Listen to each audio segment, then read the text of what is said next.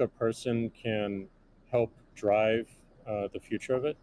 And at the same time, it's not controlled by any state. It's not controlled by any bank. It's not controlled by any corporation. Um, and these three parties of people who participate in the network, people who mine, and also the developers, constantly debating the correct roadmap and the way forward, is a beautiful thing. And I don't know of many other consensus-based models that have existed at that scale for this long with this amount of success. And we're still fairly early. So when, I met a woman in Ethiopia uh, 2 years ago, and she was trying to create the lift for Ethiopia. Elon, I think I reached out to you at that time as well because she really wanted some Teslas. Um, she still has to take paper fiat cash from her passengers and pay all of her drivers in the same way because there's no monetary system that she can utilize. There's nothing digital. Um, and Africa as a continent is hugely interconnected from a monetary standpoint, but also hugely taxed in that same way. Um, so a lot of the potential that I see, the internet having a native currency um, helps her build her business in a much faster way. And also, if you consider something like Bitcoin existing before YouTube, before Twitter, before Facebook, a lot of the business models that we have today would not be the same. We would certainly not have the dependency we have upon the advertising business model if Bitcoin existed pre-Twitter. And I think the amount of business models that it enables, the amount of innovation it enables going forward, especially when you can consider the whole internet instead of going country by country by country by country, which you have to whenever you're dealing with finance, it really just opens the aperture. And that is what I want to see in my lifetime is a currency that is standard and sound for the internet that everyone can use. Great. A hallmark of Bitcoin is its fixed supply of 21 million coins. Um, Elon referenced that earlier. It may be the first system that humans have created that humans cannot later change. Kathy, I'm curious, with your background in monetary history and macroeconomics, what are your thoughts on that type of system? Oh, well, I'll recount the story about Art Laffer and our going through the paper, and he said, as I said, first rules-based monetary system, global, ever. This is a very big idea. Once we had convinced him of the ecosystem itself. Now, this is the role that it's playing, given that the rule is a quantity rule, that 21 million units, is really a store of value role. So there are three roles of money. Store of value, very important. The means of exchange, so for transactions, and the unit of account. Every good priced in terms of whatever the unit is. So store of value is its primary use right now. The others exist. Unit of account, reserve currency of the crypto asset ecosystem. That's being seeded a little bit towards stable coins right now. But the store of value is a very big role. And means of exchange with apps built on top of the Bitcoin blockchain, we think is going to become more of a reality. Right now, high value transactions take place over Bitcoin, and that is a very useful role. So we look at those, and I remember saying to Art, "How big could this be?" And he said, "Well, how big is the U.S. monetary base?" Well, today it's $8 trillion. $8 trillion. At the time we were talking, it was $4 trillion. So we've gone through another crisis since then. And so this store of value, this idea that purchasing power will go up over time if demand rises relative to supply ultimately fixed at 21 million units. That's a very good thing. Purchasing power going up globally around the world. and this idea that it's a hedge against confiscation of wealth. And that can take place in a myriad of ways.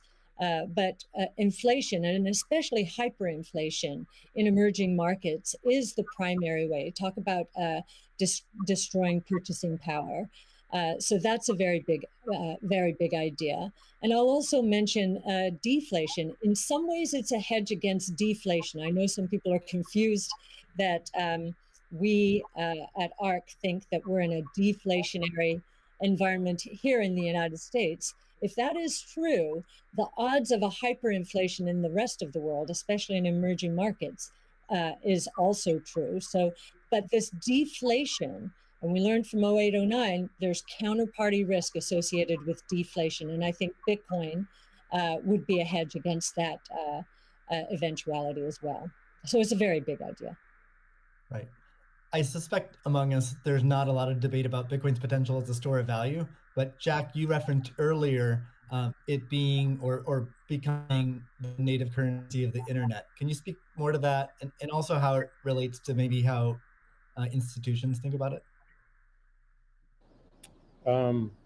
Yeah, I mean, like just simple example. If I happen to be in Ghana and my family is in Nigeria, currently I can take anywhere from and I need to send money back, anywhere from 10 to 30% off the top just to send that money back. Whereas if you just focus on the worldwide remittance problem, Bitcoin solves so many of those problems today instantly without having to go through any intermediaries or any slowness or complicated systems that a corporation or a state created. So I think having sound money that is separate from the state is the idea. Having it completely verifiable by everyone, including the state, including corporations, including individuals, including developers who want to build on top of it, is quite powerful, and that's what keeps it secure and strong. And I think that's we need more of that, which is why this one of the reasons why this conversation is so important is as entities come into the space, it's not just buying an asset and holding on to an asset and treating it as an investment. There's something special that created this, and something precious and something very unique, which has to be protected, and we need to do whatever we can to help that thrive as well. Elon, I'm curious your opinion on this. You mentioned earlier about Bitcoin's throughput, or the importance of throughput, maybe some concerns around Bitcoin. Can you speak? Do you think Bitcoin can become peer-to-peer cash? Well, Bitcoin does have a fundamental scarcity limit at the base layer that's designed in. That doesn't mean you can't have some layer 2 system in theory like Lightning. And I understand Lightning is doing well in some small countries. There's some question mark as to whether you need a money transmitter license. Just a debate as to whether that's needed, given that it is not open ledger. So that's a whole separate debate, of course. But Bitcoin by itself simply cannot scale to be the monetary system for the world at base layer. But with a second layer, this is possible depending upon how that second layer is implemented. Yeah, that's part of why I think there may be some merit to something that may seem silly, like Ethereum, like Dogecoin. I think Ethereum also, the three things I own outside of SpaceX and Tesla, and obviously it's a Neuralink and Boring Company, but of any significance are Bitcoin by far, and then some Ethereum and some Doge. So if the price of Bitcoin goes down, I lose money. I'm not sort of I might pump, but I don't dump. It's not a case of I definitely do not believe in getting the price high and selling or anything like that. And I would like to see Bitcoin succeed. I think there's some merit to this is not a slam on Bitcoin. There's some merit to considering something that has higher max transaction rates and a lower transaction cost. and kind of seeing how far you could take a single layer network where the exchanges act as a de facto second layer. I think you can probably take that further than people realize. And as bandwidth increases over time, latency decreases. SpaceX's Starlink is actually playing a role in this. And I think long term, people will probably have access to worldwide access to gigabit level connectivity at low latency, and so at low cost. And so then your base layer could do a lot of transactions if you take that into account. So yeah, but like I said, Bitcoin with a layer 2 system, so they could scale to do a vast number of transactions. Same goes for Ethereum. Question about the scaling at the layer 1. The concern from the past 5 years of debate in the Bitcoin community is that would sacrifice too much decentralization and hurt the censorship-resistant properties of Bitcoin. I'm curious if what are your thoughts on that? Are you sensitive to that? And are you concerned about losing some of the special properties of Bitcoin or another cryptocurrency by scaling at layer 1? Yeah, I mean, these things are helpful to use the physics tools of thinking and say, scale up, scale down, and see if it still makes sense.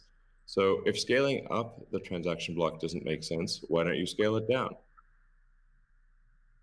And have it be, so that somebody, with a laptop from 2008 can still run a Bitcoin node. Why not slow it down? Oh, you want to slow it down? Well, maybe you're at the wrong number then. There's actually there's members in the community that do want to slow it down, but I understand your point. It's silly.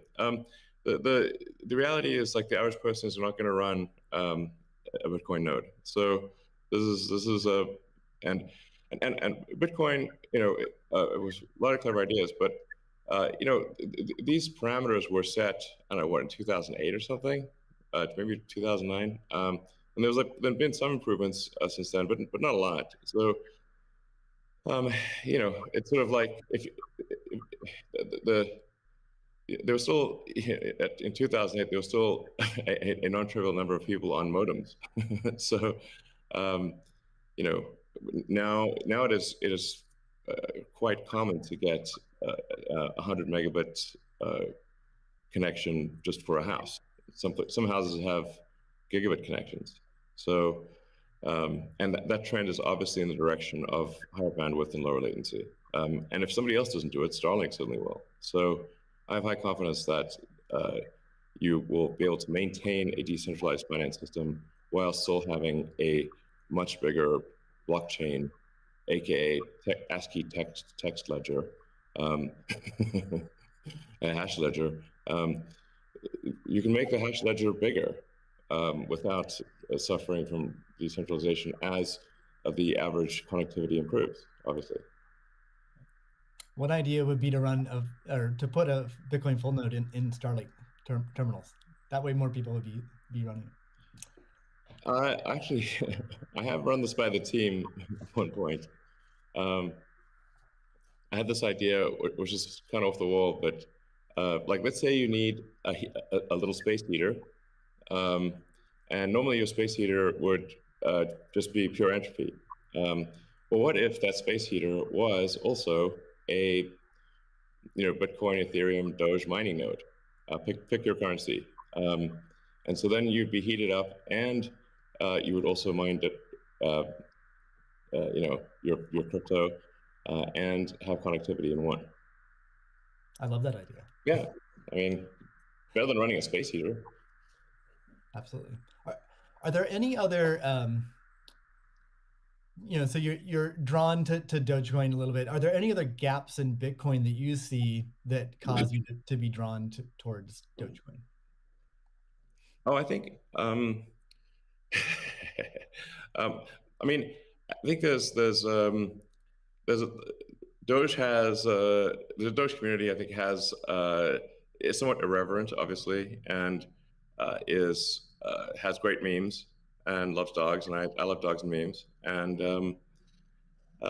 it doesn't take itself too seriously. And I think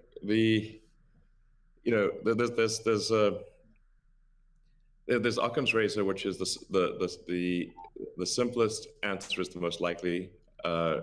It's a summary of Occam's razor. The simplest answer is the most likely one. Then there's a friend of mine came up with a variant on that the most ironic outcome is the most likely one. And then I have a variant on that, which is the most entertaining outcome is the most likely one. So if that is true, then the most ironic and entertaining outcome would be that the cryptocurrency that was started as a joke to make fun of cryptocurrencies ends up being the leading cryptocurrency. That would be the most ironic outcome. Jack, what are your thoughts on that? Is Bitcoin resilient enough to overcome that? I think it's resilient, but also I think like you find, I mean, that's what attracts me to Bitcoin in the first place is the irreverence. A lot of that just brings it forward, and at first go it makes it a little bit inaccessible, but as people get into it, it makes it more accessible and more spreadable. And I absolutely think the resilience is there. I think it's important to have fun as well. And anyway folks can express themselves.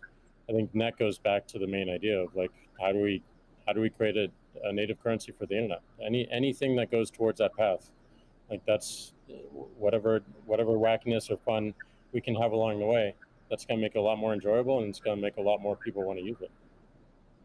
I'd also point out there's nothing stopping someone from creating a Bitcoin wallet that's like fun and has memes, has dogs. That's possible as well.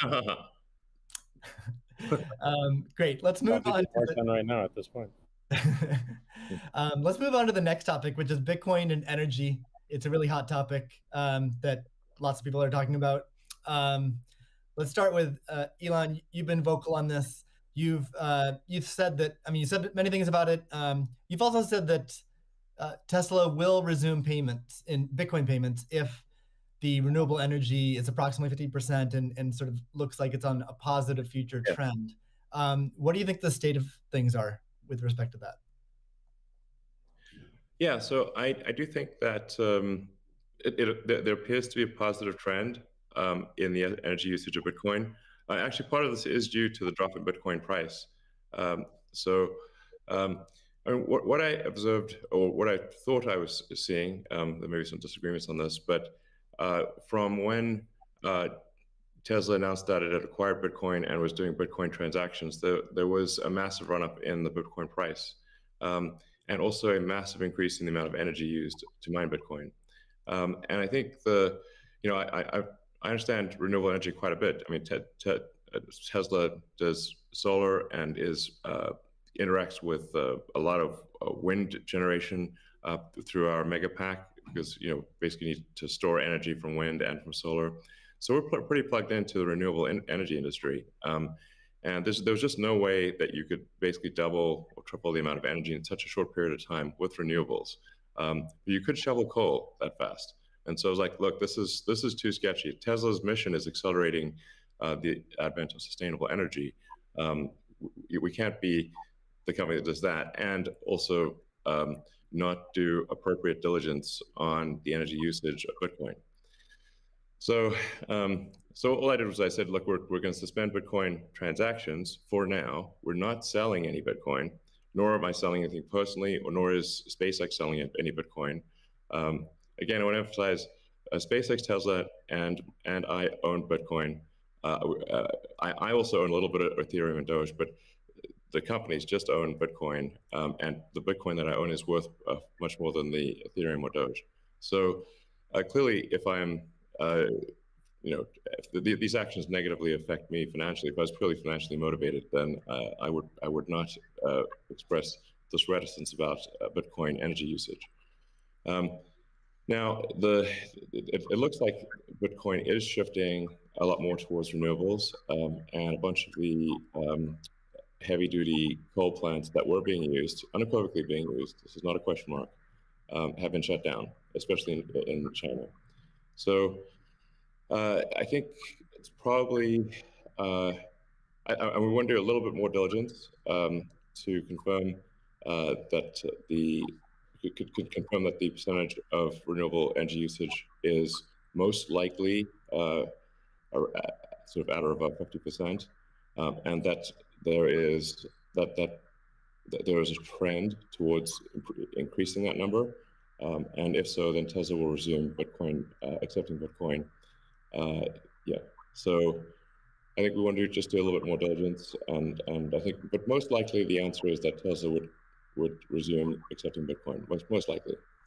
That's Steve, great to hear. I would Steve, agree with that. Kathy? Yeah, may I ask a question? Elon, I'm not quite sure if you saw the paper that Square and ARC did together on making Bitcoin mining a part of a utility, a broad-based utility ecosystem, whereby, the overage from sunshine or wind powers the Bitcoin mining machine, thereby enabling the proliferation of renewables to a much faster extent or at a faster rate than otherwise would be the case. What do you think of that? Well, the problem is that in order to operate so-called mining or hashing rigs, in order to operate a bunch of hashing rigs, effectively, you have to run them 24/7, which means you need base load. You can do that with solar and wind plus battery, but if you only did it based on solar wind overage, your hashing rig utilization would be much less. So you'd be at a disadvantage.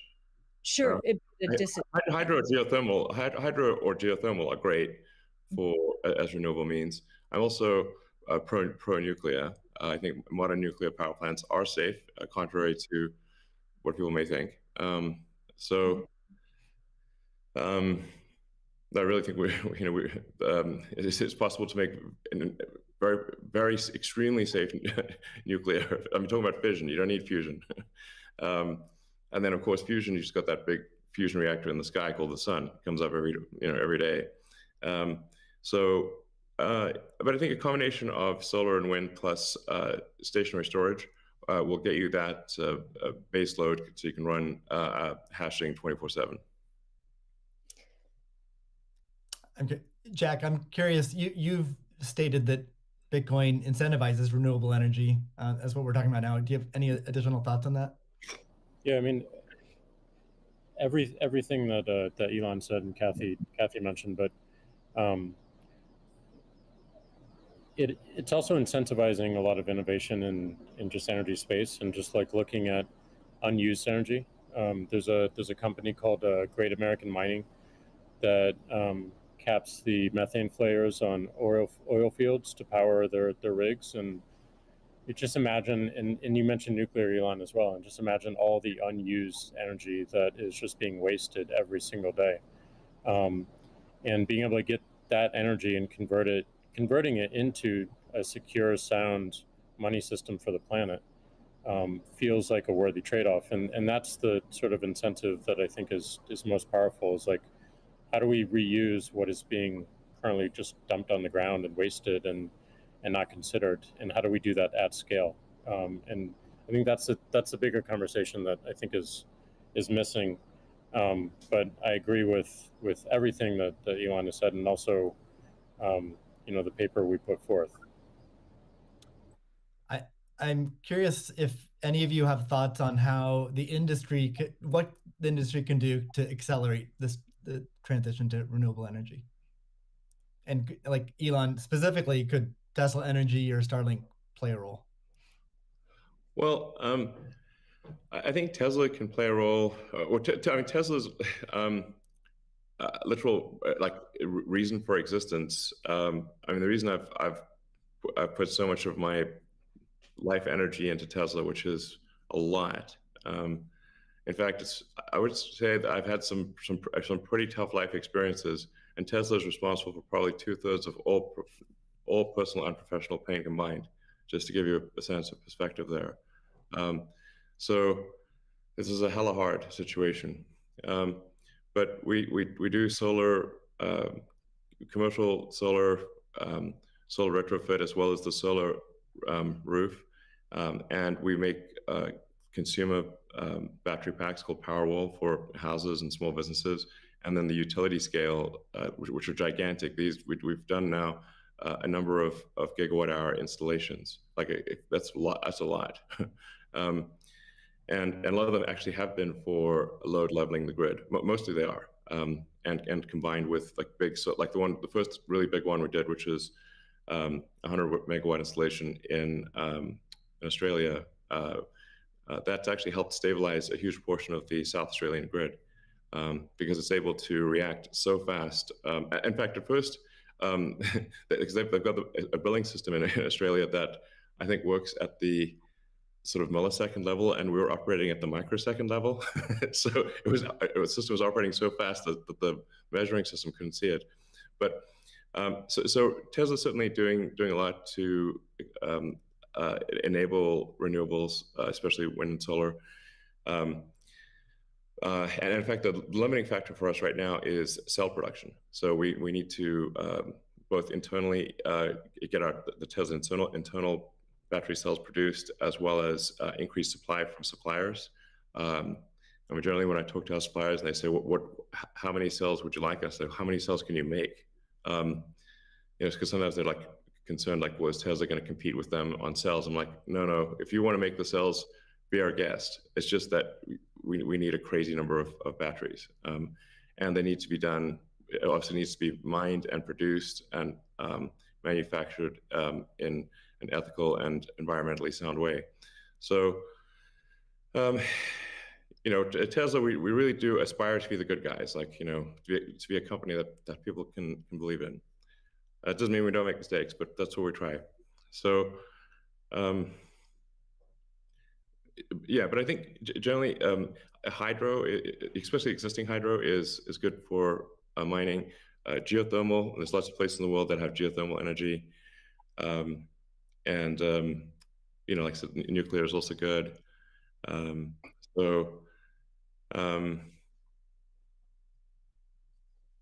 think just I'm like as I said earlier, the expectation is not like that the energy production must be pure as the driven snow, but it must it can't be using it also cannot be using the world's dirtiest coal, which it was for a moment there.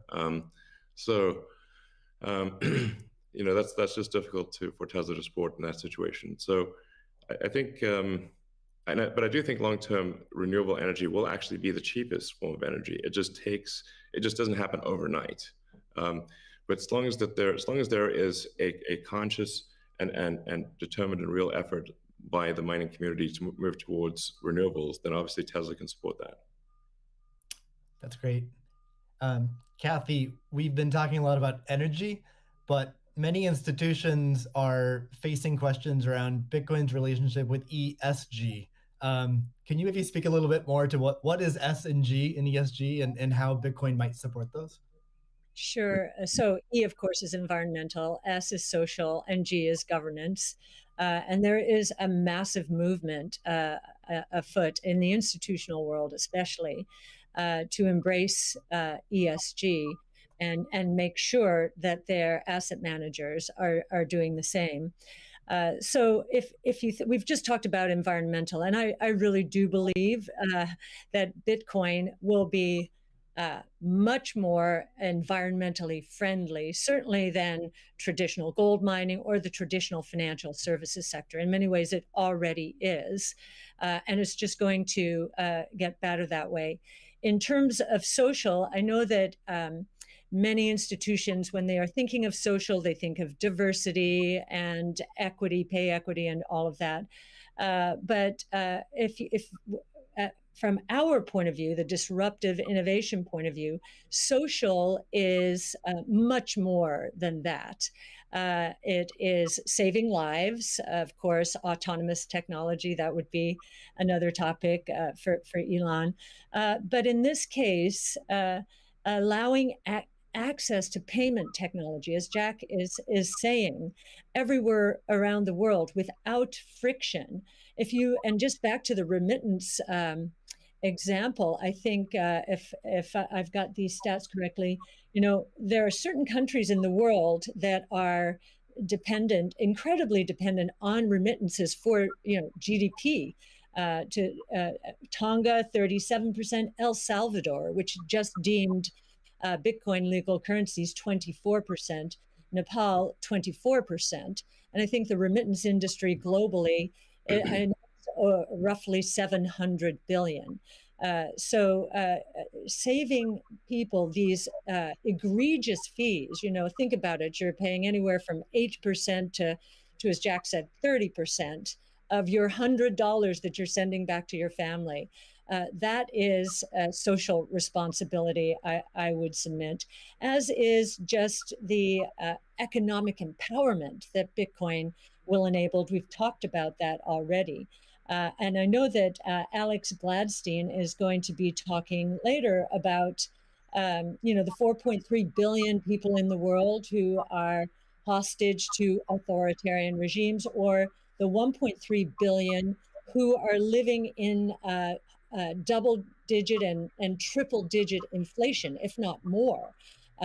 Saving them from the destruction of their purchasing power certainly is a noble social goal. So we expand social to be much more than the traditional ESG community.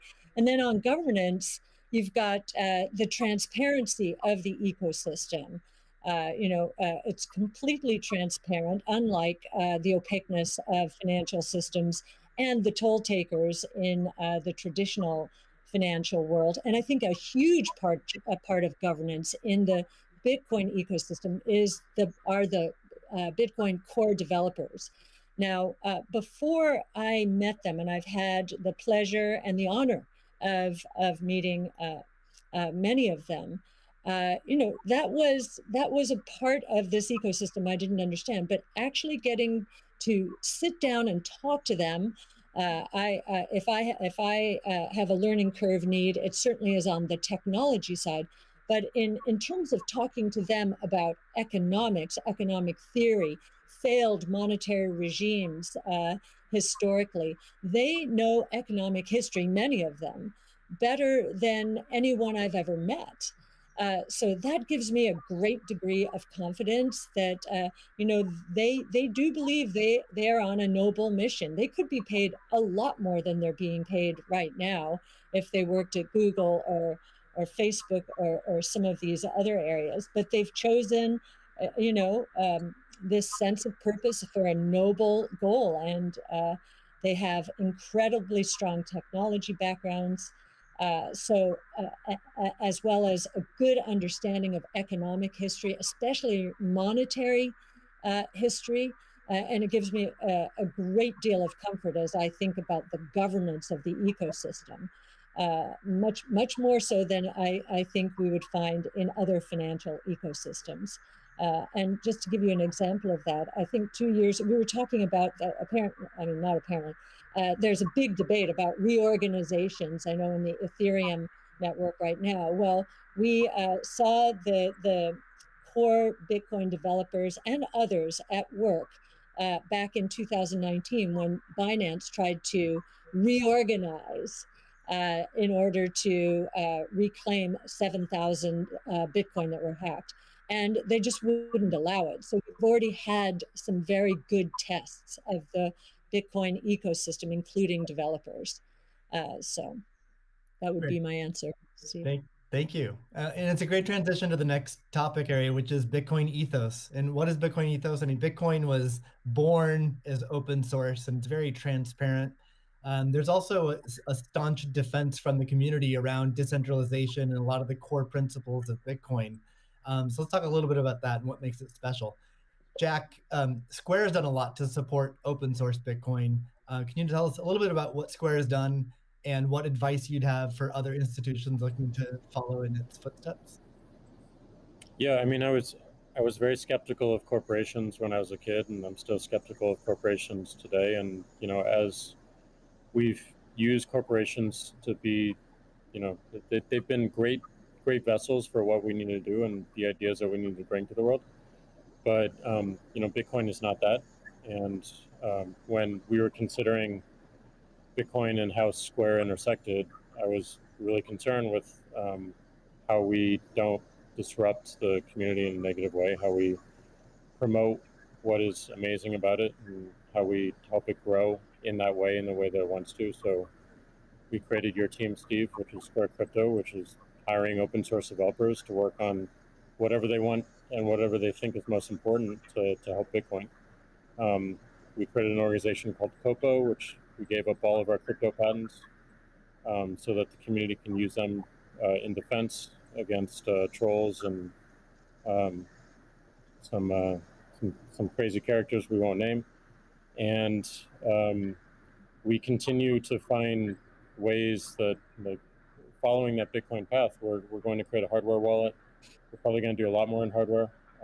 Everything that we do in the space is going to be completely open source, from the hardware design to the software, taking in the community's push. And we're building a developer platform as well, in the same open development, open source, and completely transparent. So I think as institutions or companies like ours consider getting in the space, I think contribution back to the community is important. Tesla did this with accepting payments for Tesla and finding security holes and improving the stack.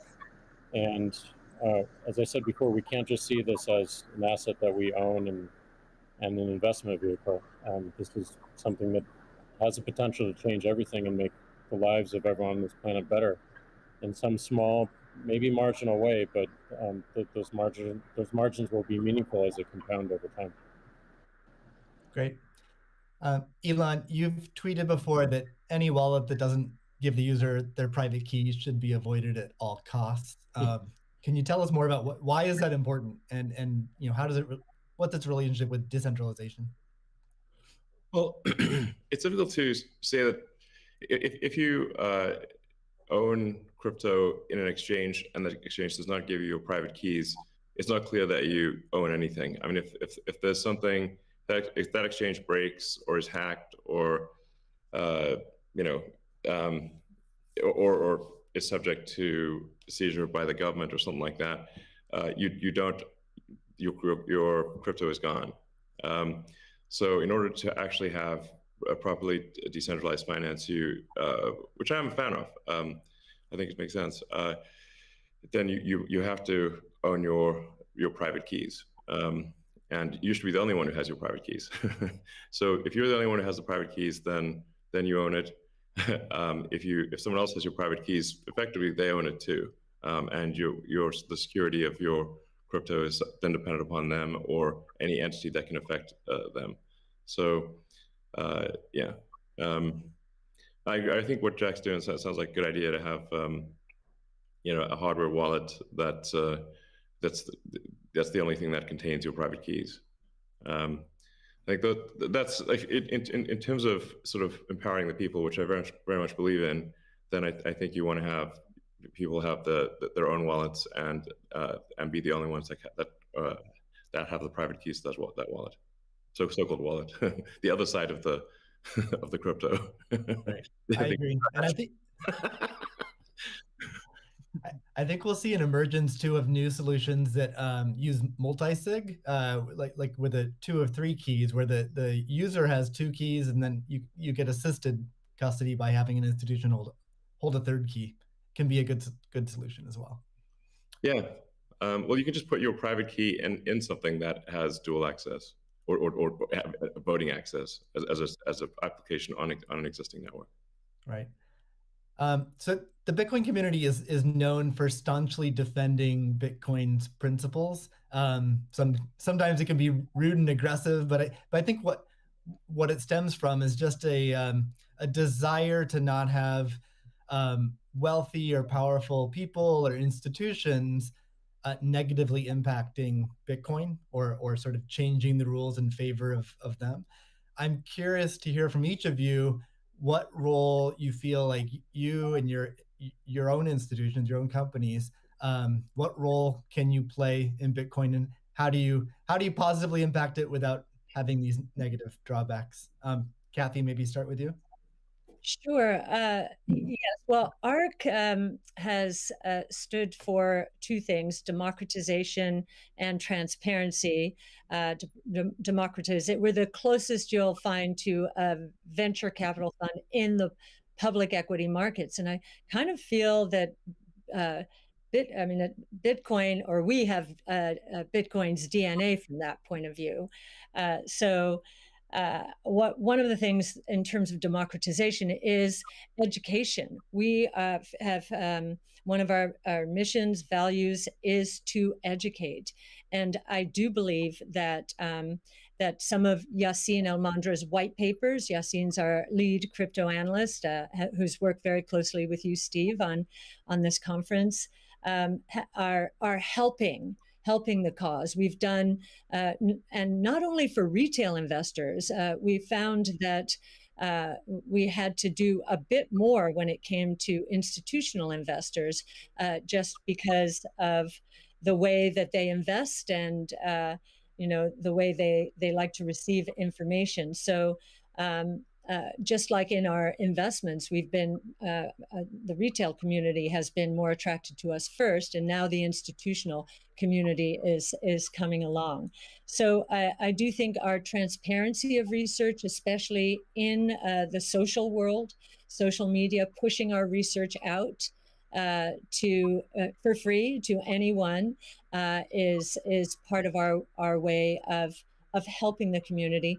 And I do think encouraging, and this is something that Jack just said, I would encourage the support of the Bitcoin core developer community. As I said before, it's amazing to me, having gotten to know some of them, how strong their sense of purpose is here. And so we'd like to be helpful in making that happen as well. That's great. Jack, how about you? How do you view your own personal role and the companies you run? I think my own personal role through the companies I run is to really push for more decentralization, like at everything that we intend to do with the wallet, being non-custodial, building a developer platform, focusing on non-custodial solutions. On the Square side is important, being completely open development and open source, but I also think it's important on the Twitter side as well. My biggest focus right now is on a decentralized social media protocol. We're calling it Blue Sky. It's super early, but we've learned a lot from what makes Bitcoin Bitcoin and why that's important. I've learned a lot in that sense as well. And I think, just continuing to push on that thread and show it with our actions every single day in support of this community that's taught me so much, and I think will benefit so many people. That's what I'm focused on. What about letting Twitter advertisers pay in crypto? Yeah, I think enabling anyone. As you know, Elon, like if we had Bitcoin or native currency for the internet before Twitter started, like it just creates so many different business models that we wouldn't have to be so dependent upon advertising generally. And sure. I do believe that that we have them, any form of payment that they want to use, we should be able to take. So okay. Absolutely, but I'm more focused on like how do we create economic incentives in the network itself without having to rely on advertising. Yeah, it's just that the money has to come off of the crypto so-called coins, the hash strings, have to come off and get translated into real products and services. So the more sort of off-ramps there are to real products and services, even at the institutional level, although there are certainly many small advertisers on Twitter, it seems like accepting Bitcoin, maybe some other cryptos for advertising payments on Twitter would be supportive of Bitcoin. 100%, and also looking at just general commerce sure. through Twitter itself. That was great. Sorry, what, Elon? I was asking Jack if he's going to do it. Oh. We're Can What we am I get a gonna do? product announcement today? Elon, how about you? You obviously you're a big personality on Twitter. What are your thoughts on your role and your company's role in Bitcoin and sort of preserving the ethos? Yeah, I mean, I generally think we should do things that benefit the people as a whole and increase the probability that the future is good. So, I think to me, it just seems self-evident that we should kind of take these set of actions most likely to make the future good. And I think probably, crypto or, at least some of the cryptocurrencies will make the future better, most likely. It's not, I always think of these things in terms of probabilities, but I think it's probably better for there to be a prosperous Bitcoin, Ethereum, Dogecoin, maybe some others in the future. And I think it can have an empowering effect for individuals and increase the power of the individual relative to government. And really, if you think of government is just a corporation in the limit. So sometimes some people are like against corporations, but for government. It's like, guys, government is just a corporation in the limit. It's the biggest corporation of all, and it's got a monopoly on violence. So if you don't like corporations, you should really hate government. There you go. All right. We got about, we'll try to wrap up in 10 minutes. So let's move on to future of Bitcoin. So Tesla and Square have both put Bitcoin on the balance sheet. Kathy, I'm curious to hear from you. What advice would you have for other institutions looking to put Bitcoin on their balance sheet? Well, I guess the first piece of advice is, just make sure, and I actually learned this after both Square and Tesla put Bitcoin on their balance sheet. The Bitcoin is being treated as an intangible asset. And so we need to get FASB to reconsider this, because with an intangible asset, if the asset goes up in price, it can't be marked up on their books. But if it goes down, it must be marked down. So, there's some asymmetry there, which is, we need to change that given what we believe Bitcoin is. And I do believe I'll harken back to something, well, it was either Elon or Jack said, think about it, you take away the boundaries, the different currencies, just think about how explosive growth could be and how wide reaching taking the friction out of the system could be. So I would encourage corporations to think about that this ability to do business anywhere in the world, ultimately, obviously, we're